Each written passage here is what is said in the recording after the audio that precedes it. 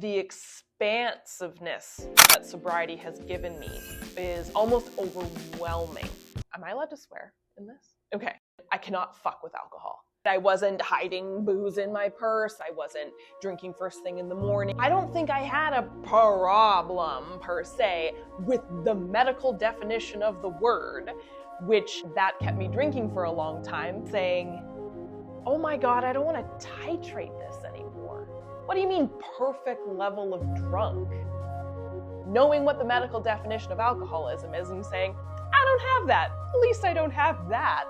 And I would wake up at 3 a.m, filled with anxiety, in a deep dark hole, so exhausted the next day, and having to crawl myself out of that hole. And so, yeah, January 4th, 2023, again, I couldn't tell you what was the yeah, I'm gonna do this, but it was just that anger of I don't want to do this anymore.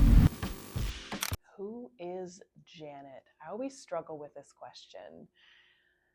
Janet is a medical doctor, and I always say that first because I think that's been my identity for quite a long period of time. I am a medical doctor. I practice sport and exercise medicine.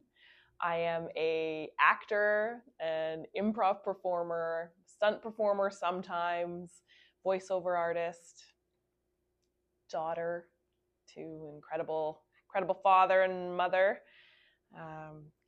But I think a big part of my identity, especially these days, would be doctor and actor. And I also host a podcast called Second Act Actors, all about people who changed careers into acting, and those of us who celebrate and support those people. So I guess, doctor, actor, podcast host would be me.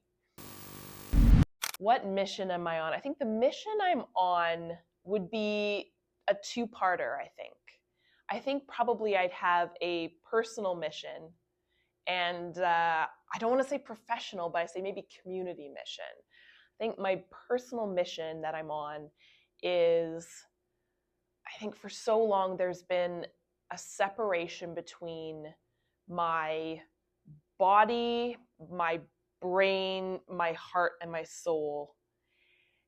And I'm trying to stitch or knit all of those things back together would be my personal mission for myself. And I think my community mission would be probably related to the podcast I host, right? Celebrating people who take the risk of not just the change in career, but taking the risk to identify that they want to make a change, not just in their career path, but personally, relationships, their lives, their relationship with not just other individuals in their life, their family and friends, but the relationship to things like alcohol, other things like that. And I think obviously just be nicer to each other. That'd be my community mission. For the love of God, please be nice to each other. So my origin story. So I'm originally from North Vancouver, and I grew up in a very middle class, obviously white, suburban household. I grew up in a very loving, wonderful household. I have incredible parents who loved me, supported me. I mean, there was some financial insecurity growing up that turned into, financial, whatever the opposite of financial insecurity was. But I have a wonderful sibling. It was just a really wonderful household to grow up in, which when you are growing up in that household, especially when you're a teenager, you don't recognize that, right? You say, this is boring. There's no drama in a upper middle class white suburbia. So you try and create that drama for yourself. So I remember feeling very emo, very punk rock, wanting to rebel in a way that, because there was no drama in my life, no no turmoil that we see around the world. I was like, I have to create this for myself in a very obnoxious way, I think. But I was very creative growing up, but I love school. I still do. I loved school. I excelled. It's funny, I just had this conversation with my dad a couple days ago, and he was saying how much he admired when I was growing up. I didn't care that I excelled in school. Like, I was very proud. I got great grades. I loved the sciences. I did every type of musical class I could get my hand on, band, choir, theater, everything. So I loved school and I loved learning the thing. I wasn't a drinker in high school. I was around alcohol, but it wasn't a big part of my life in high school. My parents weren't big drinkers. There was alcoholism in my extended family that I was very aware of when I look back at it. But in my direct family, mother, father, sibling, it was not a big part of my upbringing, which I think was a big part of I would say the success of my upbringing, which is a little snobby to say, but part of the wonderful childhood that I had. I wasn't faced with, I think, what a lot of people are faced with. Again, there was no drama, right? It was just a lovely, wonderful place to grow up. But there was, again, like I said, my extended family, there was alcoholism that was very destructive, excuse me. And so alcohol was not a big part of my life in high school, but I do remember that being part of my identity, was kind of a little bit goody two shoes. So, I remember there's a photo of me with a Smirnoff Ice in my hand at my grad party. And everyone there, it was, oh my gosh, Janet is drinking. And it almost became like, oh, I liked how unique that was. I was not the drinker, and ooh, now she's rebelling. Ooh, cool. So definitely not a part of my high school life. But I moved very far away for university. I went from North Vancouver to Nova Scotia, a small town of Antigonish, Nova Scotia, St. Francis Xavier University, a tiny little university school in small town Nova Scotia, where, if you can imagine, alcohol is culture. Alcohol is a big part of that university life. But also I took this as, I will now reinvent myself. I am moving so far away. I don't know anyone here. They don't know me. Yay.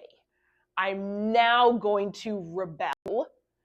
And just like I think a lot of people do at university, right? This is the time when they are out of the house and they get to discover who they really are.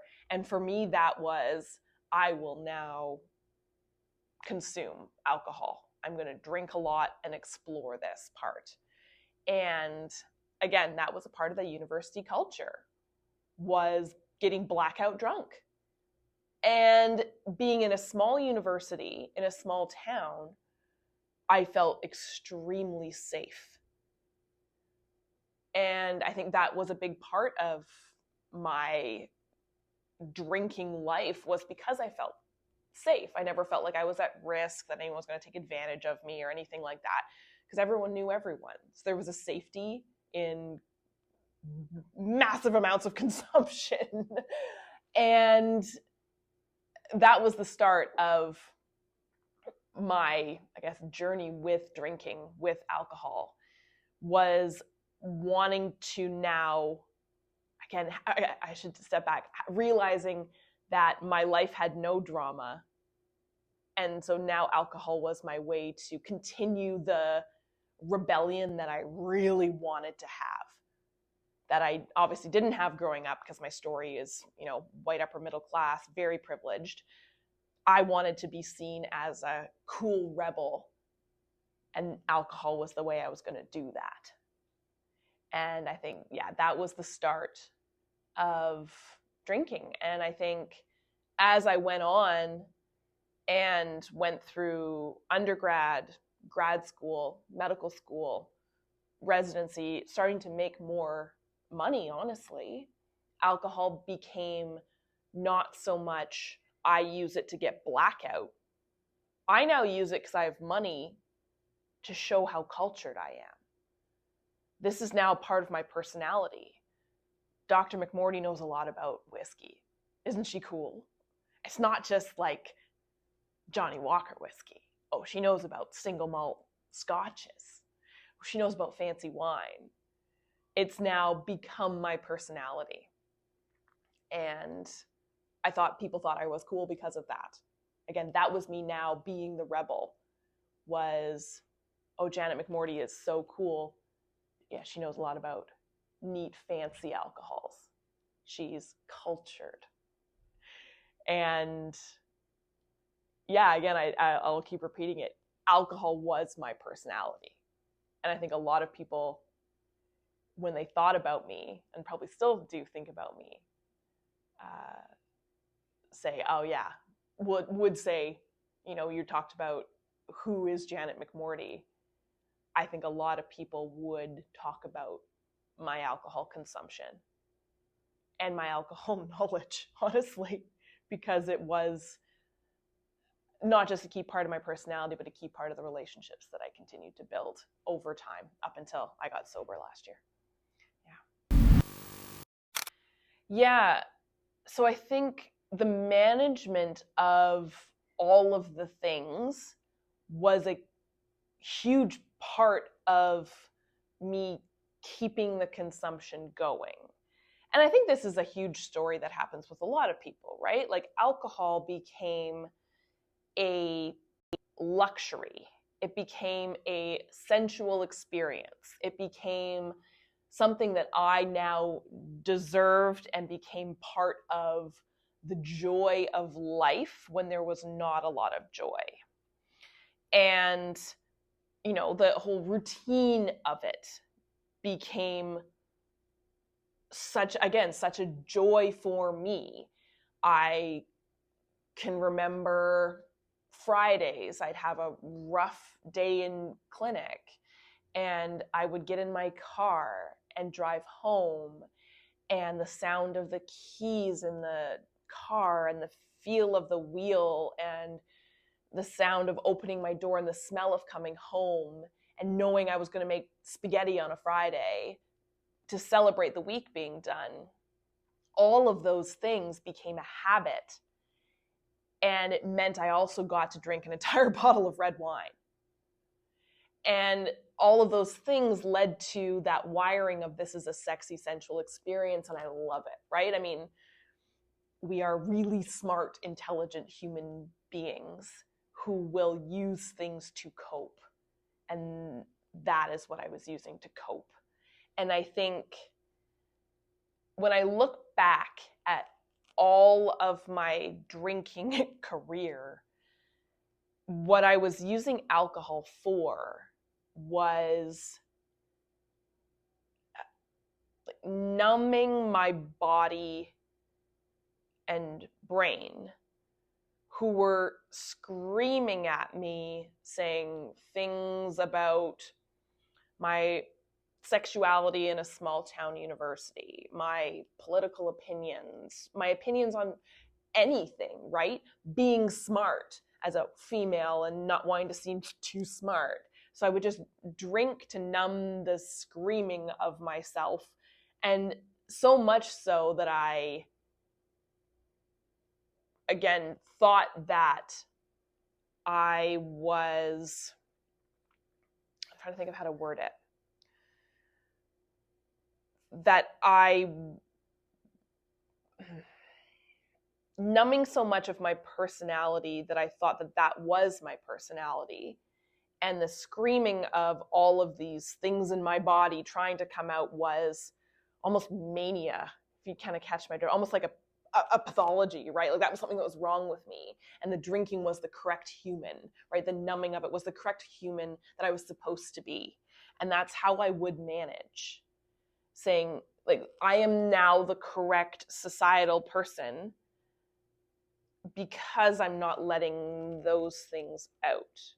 But it's interesting when I look back at it,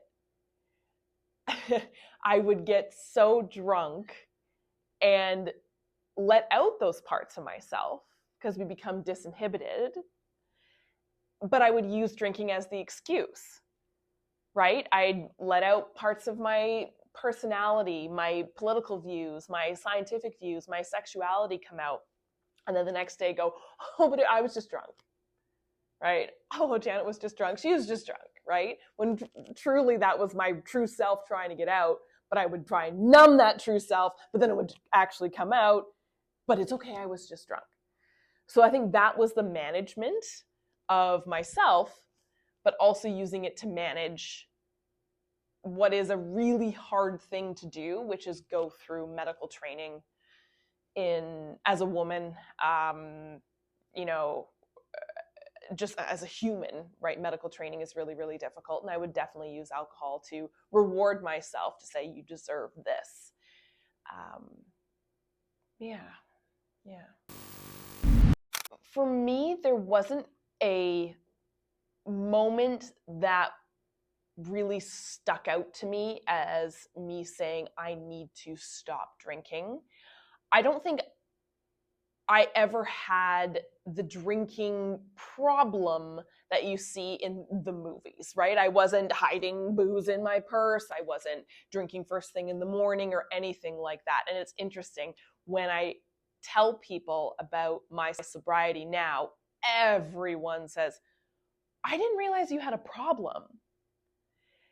I'm like, I don't think I had a problem per se with the medical definition of the word, which, as an aside, that kept me drinking for a long time, knowing what the medical definition of alcoholism is and saying, I don't have that. At least I don't have that, right? I don't have a problem because I don't meet the textbook definition of alcoholism that would be covered under the insurance, right? Like, it's just, anyways. But there wasn't really a moment in time that was the breaking point or rock bottom or anything.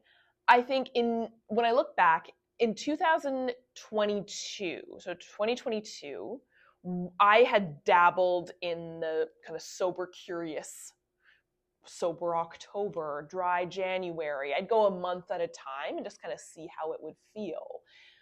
Around that time was also when the guidelines came out that said, finally, no amount of alcohol is good. We in the medical community have been saying this for a very long time. Some of us, I should say, for a long time. And trying to shake people, saying, stop. Like, any of the studies that were done that said, yeah, a couple glasses of wine, totally fine. Those of us who know how to read a proper study are like, all of these were paid for by big alcohol companies. And also, I can soapbox on this forever. Of course, the government is going to say, yeah, a little bit of alcohol is fine because they get so much tax revenue from alcohol companies, right? Of course, they're not going to say, no, stop. Where those of us in the medical field are like, please, this is not safe.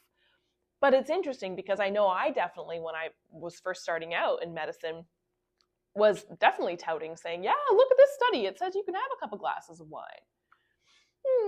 Anyway, so around that time was when those big guidelines came out, and that shook me. And I said, okay, I've known this for a while, but I just kind of said, I'm going to ignore it, and at least I don't meet the definition of alcoholism. But those rocked me, definitely. So I did a lot of the sober curious things months at a time. The big thing for me that never got me fully sober was I think we get promised by social media and sober influencers that there will be a revolutionary change when you get sober. And for some people, I'm sure there is. I wish that was me. It definitely has not been. I would get sober for a month, be like, come on, I'm supposed to be sleeping better. I'm supposed to be having great skin. I'm supposed to have energy up the wazoo, and I wouldn't have what I was promised. And I'd say, fine, screw it. What's the point? I'm going to drink again because I didn't have nothing good happen to me. I'm the same. And so I would just go back to drinking again because I didn't get what I was promised. So there was never that revolutionary rock bottom, but never that revolutionary sober is the way I need to be. So I just would keep drinking. And then New Year's Eve, 2022 into 2023, we had a party, I drank, and I remember the next day saying, I was the perfect level of drunk. I had a great sleep. I'm not anxious about what happened at the party. I was the perfect level of drunk. Yay! And I don't know what it was about January 4th. That's my sober day, 2023. So coming up on a year. When I was replaying that in my mind, saying, oh my God, I don't want to titrate this anymore. What do you mean perfect level of drunk? I hate that for myself. Meaning that there were so many times when I was an awful level of drunk and I would wake up at 3 a.m, filled with anxiety, in a deep dark hole, so exhausted the next day, and having to crawl myself out of that hole and saying, I hate this. I don't want to have to titrate this. And so, yeah, January 4th, 2023, again, I couldn't tell you what was the I'm going to do this, but it was just that anger of I don't want to do this anymore. I don't want to titrate. This is so annoying. And yeah, been sober since then. Oh my gosh. And for me, red wine. It's red wine, right? Because sorry to all the non-alcoholic red wines, but you suck.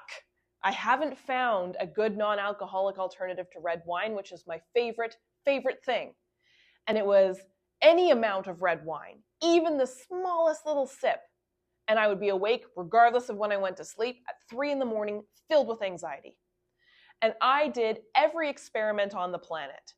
Okay, I'm going to try wine from this region of France. I'm going to try this wine from Chile. Maybe it's the tannins. I don't know. And every sommelier, wine snob friend of mine would say, oh, it's because you're drinking wine from this part. You need to drink wine from this part of the world. I have an Excel spreadsheet of red wines and how they made me feel. All of them made me feel like trash. I'm so sick and tired of it, but also so filled with rage that there are some people out there who alcohol is not an issue for them and they don't have what I had, anxiety and horrible sleep. Why can't that be me? And it still makes me angry. And I think it probably still will forever, right? Why can't it be me? But it's not me. I can't. I did the experiment. There's no red wine. So I can't do it anymore. Absolutely. I think, and again, it came with that anger, right? And that first it came with, okay, I'm a scientist. Let's do some experimenting. Let's get curious and see what you can. Am I allowed to swear in this? Okay, yeah. Let's see if I can fuck with alcohol, right? Let's see if I can. And again, conclusion, I cannot fuck with alcohol. And that is not, I can't take credit for that. That's Holly Whitaker, who wrote Quit Like a Woman, which was the book that changed my life, as I think it did a lot of women. She said, I cannot fuck with alcohol. I had to find something I could fuck with, right? Because we use alcohol, a lot of us, again, like I said, as our act of rebellion. That is societally approved, right? And celebrated. You get to a certain age, you get to drink now, hooray, you've made it. We use it as our rebellious, to rebel.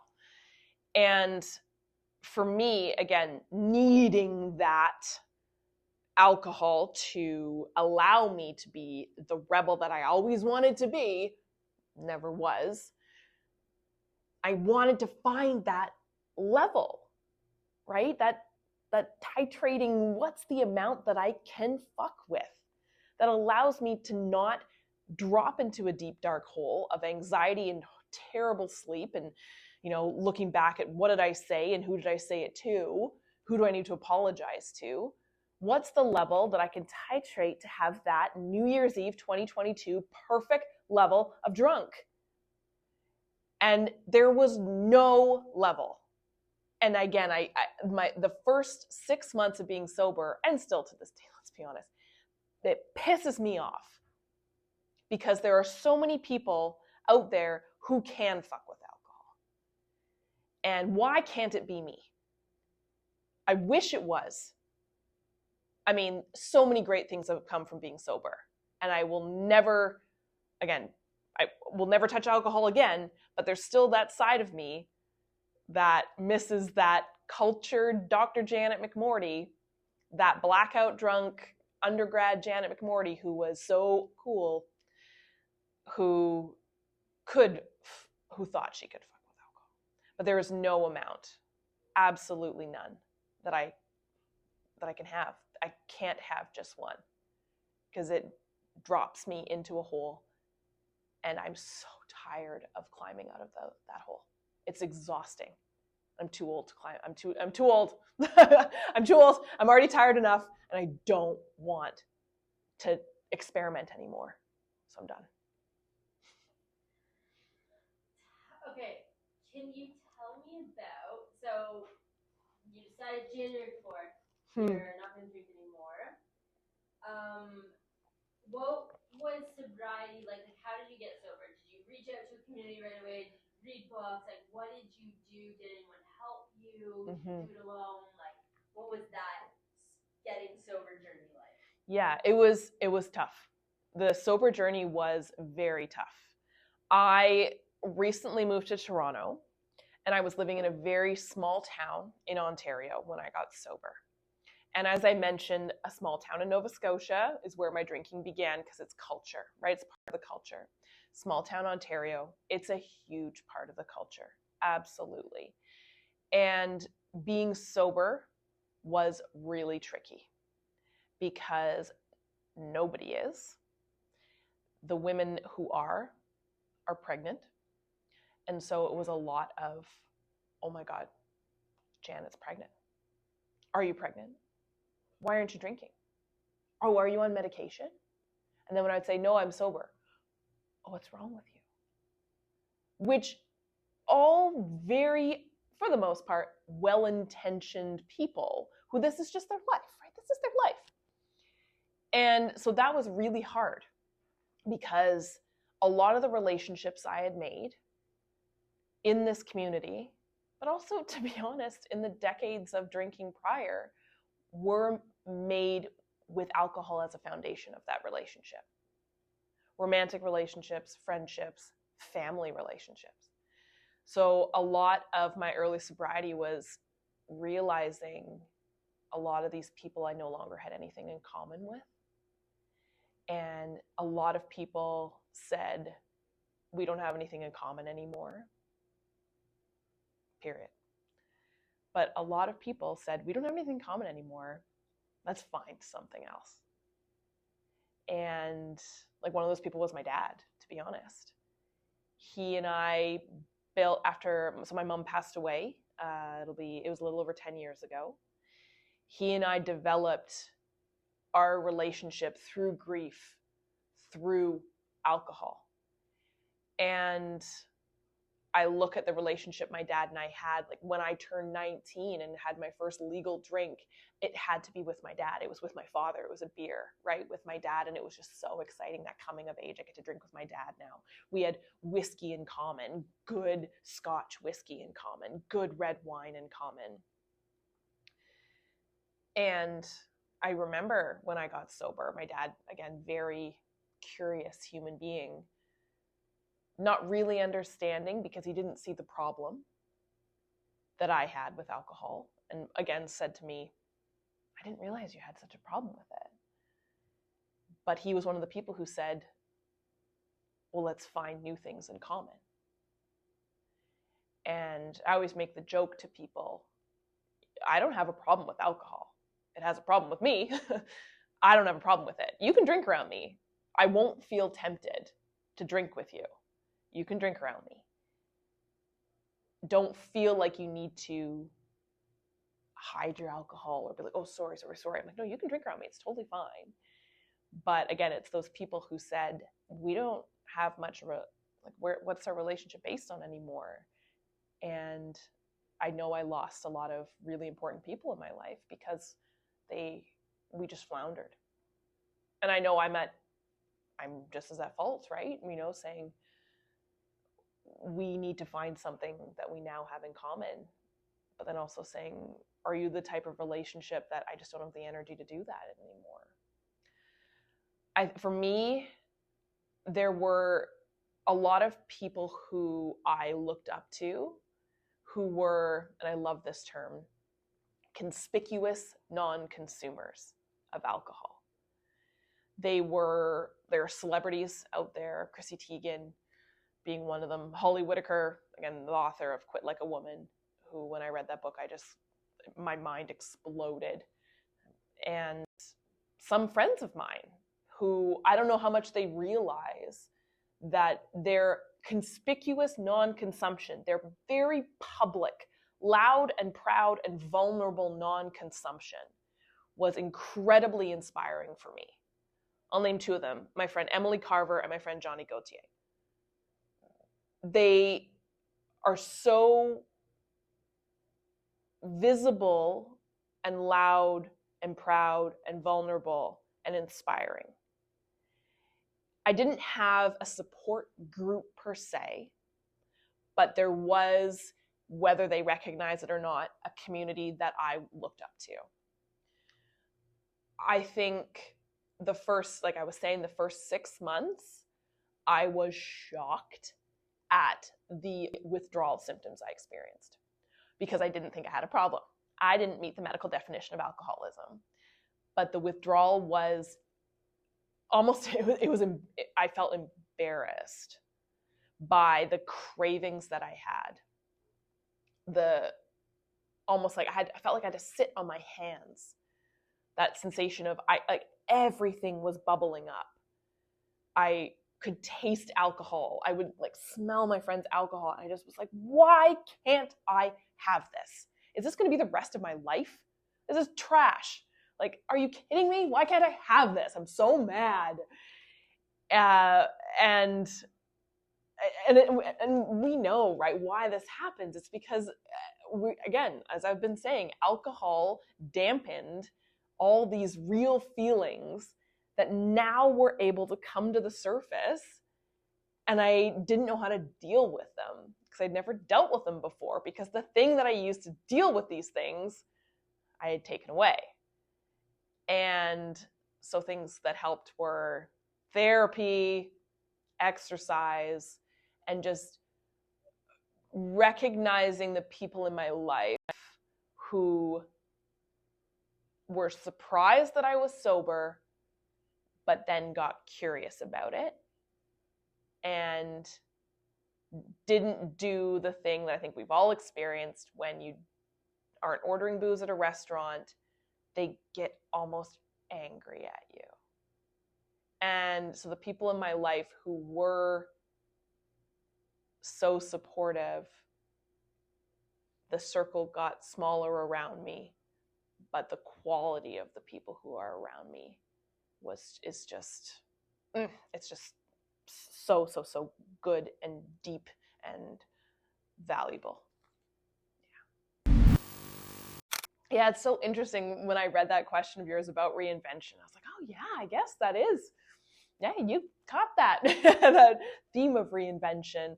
It's funny because I will now attribute a lot of it to sobriety, but in the beginning, there's no way I would. I'm doing it on my own. There's no way. I think acting and sobriety they're so similar in the fact that when you are publicly sober and publicly an actor and also publicly a podcast host, these are three things that people are like, oh God, really? You're an actor? Oh God, okay. You're a podcast host? So is everyone else. You're sober? Oh Lord, right? And which of these three is the most societally acceptable? I don't know. The least societally acceptable is the sober, honestly. So I'd say it's the hardest to say publicly that I'm sober, even though saying I'm an actor, saying I'm a podcast host, also is hard to say, especially when my other career is doctor, which is so societally acceptable and praiseworthy, right? You know, clap for me at 7 p.m. because I'm a frontline worker, as opposed to actor, podcast host, and sober. These are three things that, like, I don't know, people really struggle with, because when you are those things and you're publicly those things, you're very loud about it, you're very proud, but you also have to be super, super vulnerable, especially the actor, especially the sober person. Acting is all about exposing yourself and being so, again, vulnerable in public with no shield. Getting sober allowed all of these things to come to the surface. Now there was no shield, because the shield was drinking. So, of course, being sober improved my acting. Oh my gosh. Absolutely it did, because there now was no shield there at all. And the vulnerability was allowed to come through in not only my acting, but also just in my personal life. So it was easier to come through in my acting. I think the clarity that came with sobriety was pretty dramatic. Again, the people in my life who have stayed in my life, again, the quality of those people really support the acting career that I want to have, the podcast, but also support the fact that I still do practice medicine. So yeah, there was a reinvention when I got sober, but I think it was a lot of recognizing that everything I was already doing was good, but now it's going to be better and more authentic. And it's funny, I remember talking to my therapist when I was sober, and I remember saying, everything now feels fake. I feel like I'm manic. Am I bipolar, right? Like, do I have bipolar too? I feel like I'm manic. There is, like, I want to do this. I want to do that. I want to buy this. I want to transform and do that. I want to, all these things. What's wrong with me? Is this, everything feels fake. And I remember her saying, no, I think this is now real. You were actually more what we would call manic when you were drinking, because you would numb everything and say, this is fine, everything is fine. And that was mania. Where now, this is real. And everything feels fake because you don't know how to handle it. And that's that whole stitching of how my body's feeling, how my heart's feeling, how my brain's feeling, how my soul is feeling, trying to stitch them all back together and trust all of those things being together, because alcohol made me forget that I could trust my body, trust my gut. And that, I think, has been the reinvention of me, has been, as a scientist, we are taught, especially in medicine, you go based on the evidence. We practice evidence-based medicine. Read the studies. Get the reviews of everything. Get the reviews of the vacuum cleaners, right? And that's how I would make my decisions, because I didn't trust what my gut was saying to me, because my gut was screaming at me that something was wrong. But I would be like, no, alcohol, no, gut, tamp you down. Where now that I'm sober, I, of course, still base some decisions on evidence, but I'm now learning how to base a lot of decisions on my gut and listening to that. And I think that's the reinvention, because my gut feeling, my heart, stitching all that back together it is so valuable. And since I got sober, has not led me astray. Which before, when I was drinking a lot and I thought I was trusting my gut, it led me so astray. So the reinvention is learning to trust my gut again, my body again. Sobriety is so much harder than acting and podcasting because it's the least societally acceptable. 100%. I think it's changing. I think I have gotten sober at a very good time in this world to get sober. And I look at the people who did it in the 2000s, and that was a tough time. And I also recognize my age plays a factor, right? You know, I drank when most people drink. In their late teens, 20s, they're off to university, they're trying to reinvent themselves. This is the time to, when society says, get drunk. You're in college. What the heck else are you supposed to do? So now pushing 40, I think a lot of us are, of my generation, wanting to make that shift to either consume less or stop altogether. But also I think society is also significantly reducing their consumption of alcohol. There's more non-alcoholic options. I know I go to the fancy restaurants, there's always non-alcoholic cocktails available. I also see more people being accepting of it. You know, when I say I don't drink, they don't go, oh, they go, okay, and they don't care.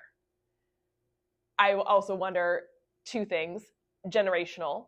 You know, I chat with a lot of young actors who are Gen Z or whatever, and they don't consume as much alcohol as millennials do, especially elder millennial women who are moms who, honestly, it's tough.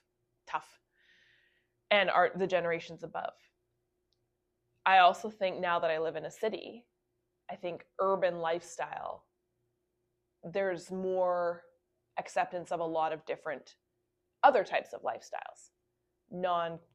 Like people who are sober, people who don't, you know, I would say like veganism, LGBTQ, right? There's a lot, because it's such a multicultural, wonderful, big city place, where small towns where I came from, it's still a huge part of the lifestyle, not just your typical male blue collar worker who drinks a case of beer after work every day, but it's also the suburban mom who advertising is now targeting like crazy, saying you deserve a glass of wine after your really hard day raising children, working also.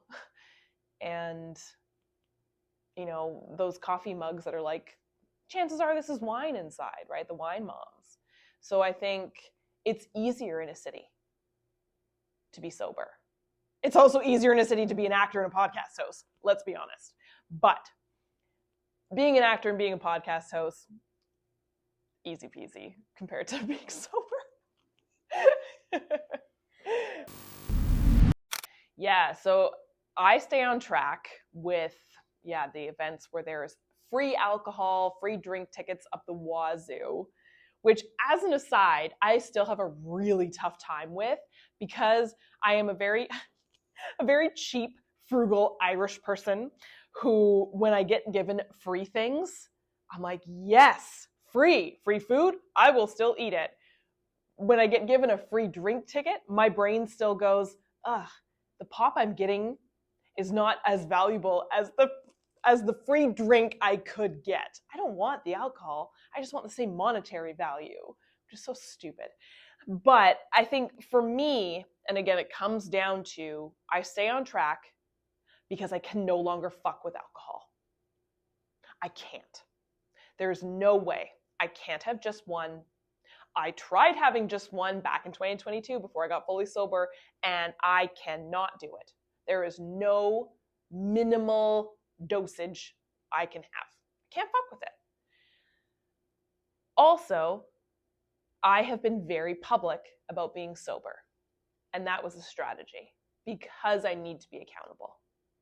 And I'm not a huge public figure at all, but I have enough people who I don't think I'd let them down per se, but I'd feel like I would.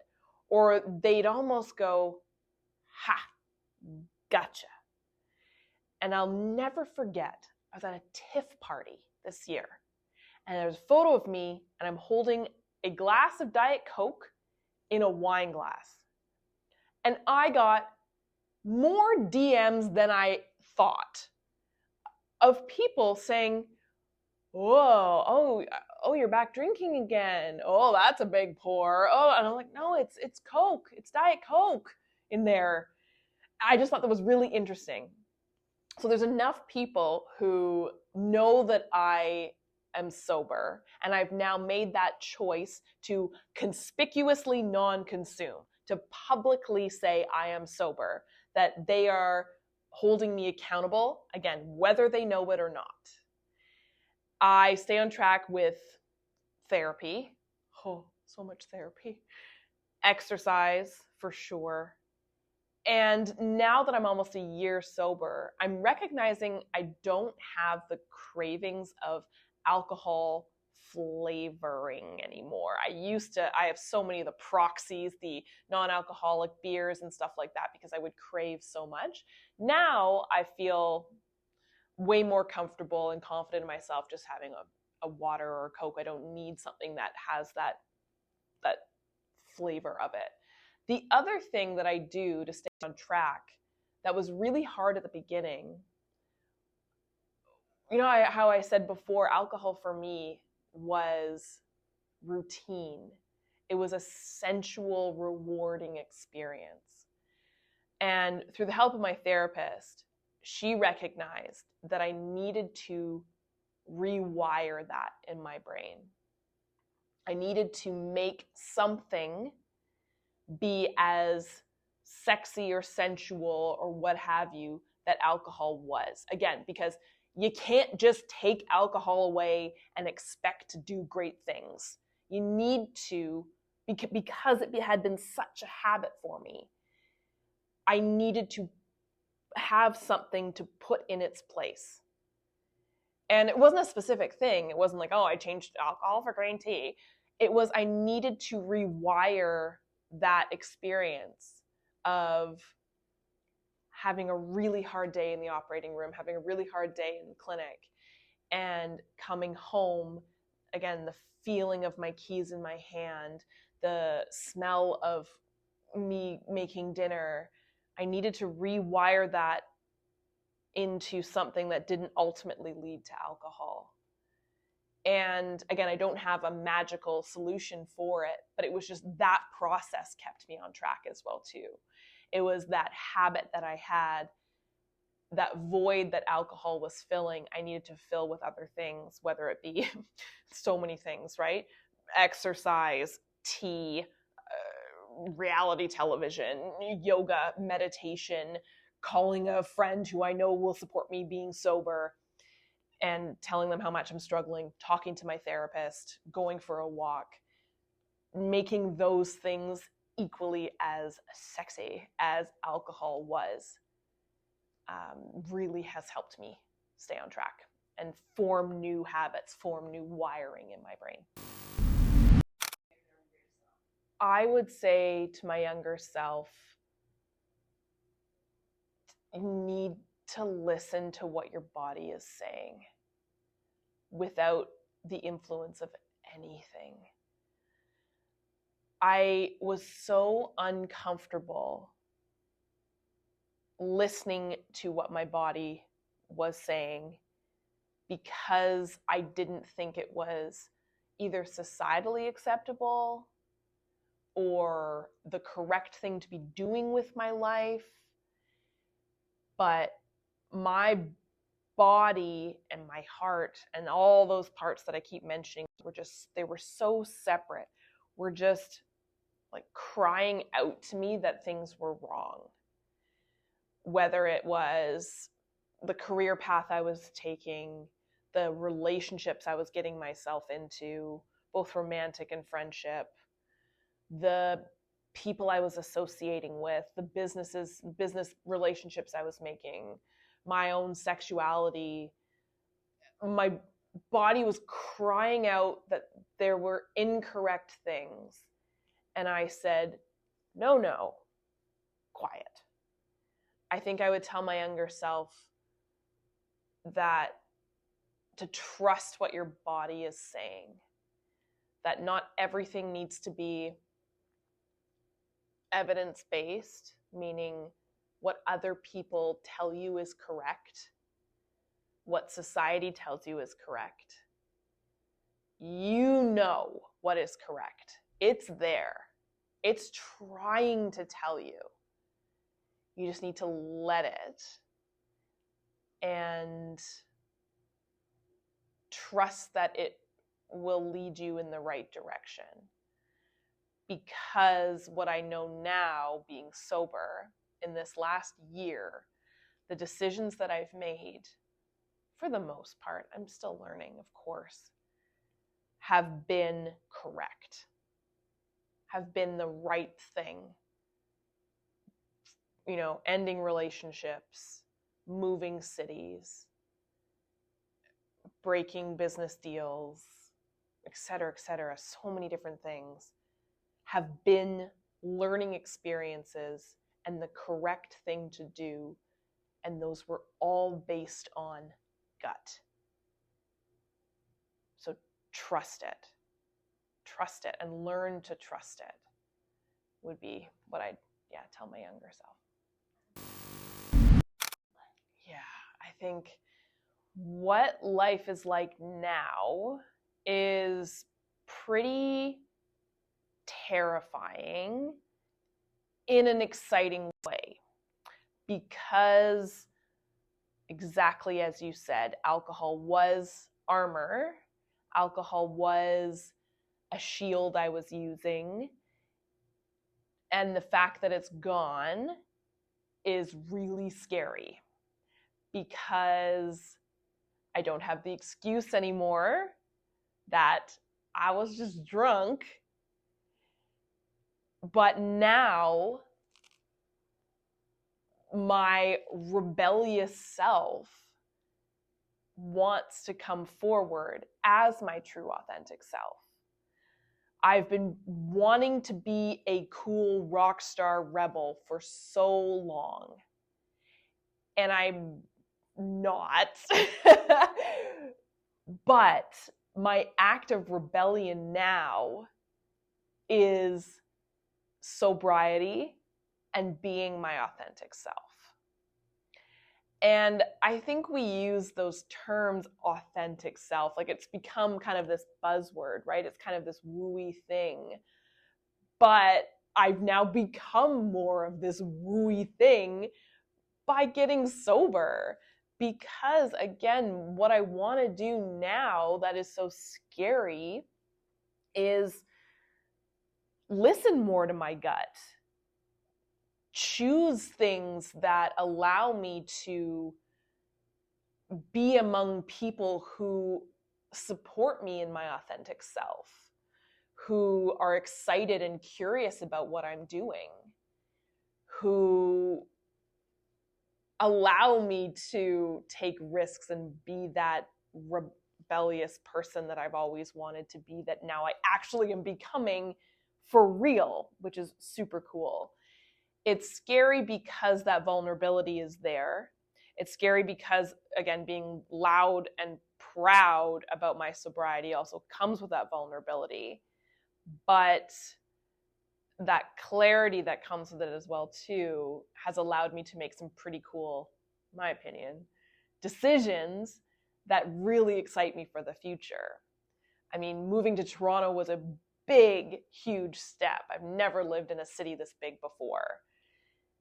It has opened up so many doors for me. I mean, it has sadly closed doors, of course, but opened up so many doors for me for not just my acting and podcast career, I guess, as you could call it, but the medical world has opened up as well too.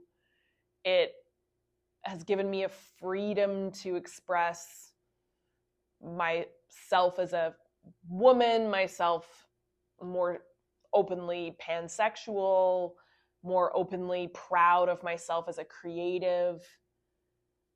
I think, that's what I'm really looking forward to. And again, all of those things are the rebellion that I've been seeking for so long.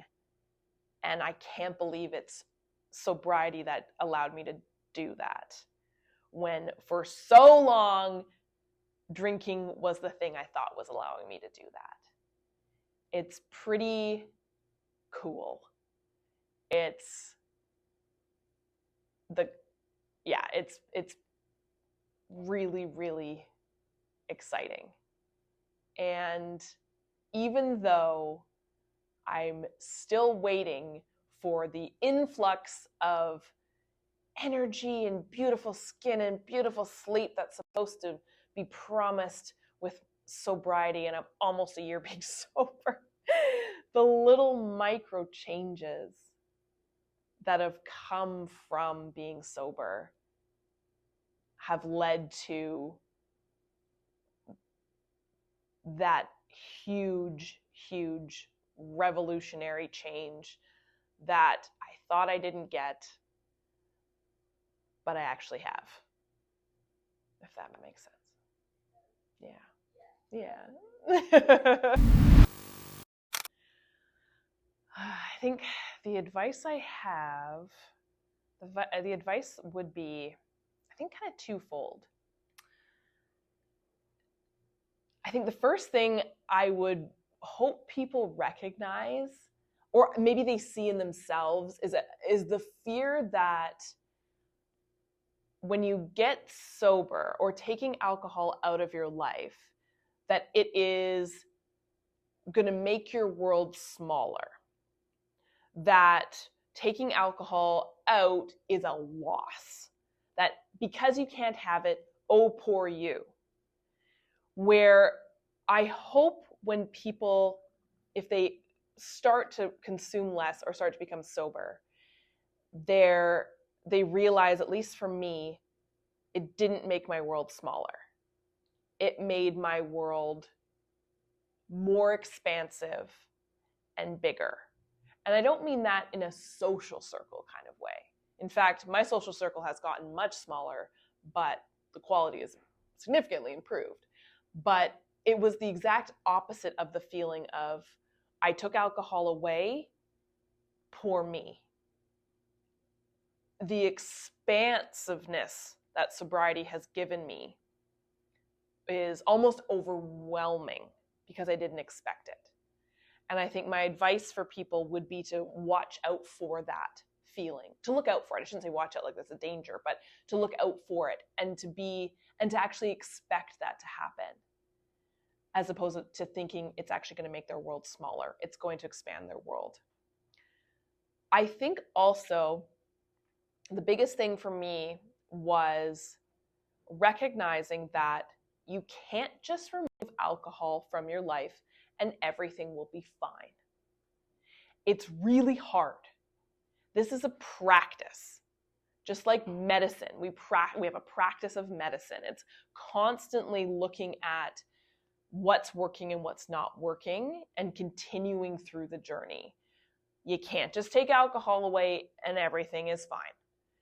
Things are going to bubble to the surface that you've shut down with alcohol that are really overwhelming, and you need to address them because you've taken away your coping mechanism of them. And for me, it was needing to create new habits around alcohol.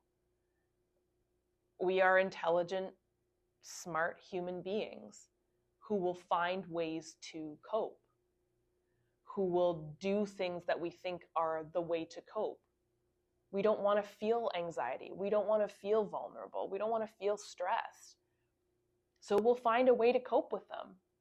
And for a lot of people, that is alcohol. And when you take that away and you don't have that, that's really overwhelming. So I needed to find new habits, new wiring to make. And so my advice would be to remember that this is a practice. Remember that for most people, you can't just get sober and everything is totally fine. You need to rewire your brain and think of ways to make your life, and I've said this a million times already, because alcohol was such a sexy, sensual experience for me and something I look forward to. My advice would be to find ways to rewire that sensuality, that reward, that deserving feeling that alcohol would give you, and find something else to fill that. And I think for most people, you can't do that alone. You need to, my advice would be to start with therapy, start with a therapist, start with a neutral third party who is not your friend or your family, who is so biased and so on your side. You need somebody who's so neutral, like a therapist, to help you rewire those habits. Yeah, that'd be my advice. Make what alcohol was, make something else sexy again. What is that for you now? Oh gosh, so many things. For me, again, as a single person, exercise is such a huge part of it. Exercise, tea, chocolate, talking to a friend, talking to my therapist, having a good dinner with someone, watching a good film, all these things that I think society goes, that's not as sexy as booze. But I'm like, hey, I've rewired it to make it in my head. And it works for me. Yeah,